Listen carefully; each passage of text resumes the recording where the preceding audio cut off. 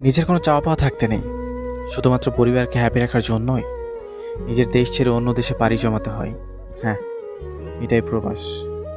পরিবারের সচলতা ফিরিয়ে আনার জন্য হাড়ভাঙা পরিশ্রম করতে হয়, তাও এমন একটা জায়গায় যেখানে ভাই বোন, মা বাবা, আত্মীয় স্বজন কোনো মানুষ থাকে না। অসুস্থ হলেও দেখার মতো কেউ নেই। নিজের যত্নটা একান্তই নিজের। এরপরেও সময় মতো পরিবারে টাকা দিতে না পারলে কত কথাই না শুনতে হয়। দিন শেষে প্রিয় মানুষের সাথে একটু কথা বলার জন্য উতলা হলেও একটা সময় পর সেই প্রিয় মানুষটাই বিরক্ত বোধ করে।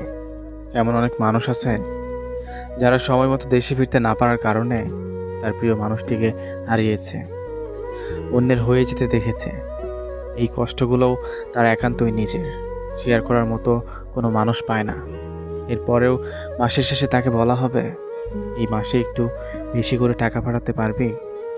কেউ এটা বলে না, বাবা তুই সেখানে ভালো আছিস তো?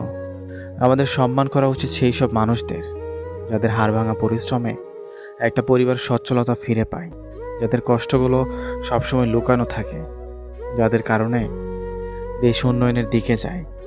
ভালো থাকুক সব প্রবাসী ভাইয়েরা, আল্লাহ তাদের হেফাজতে রাখুক।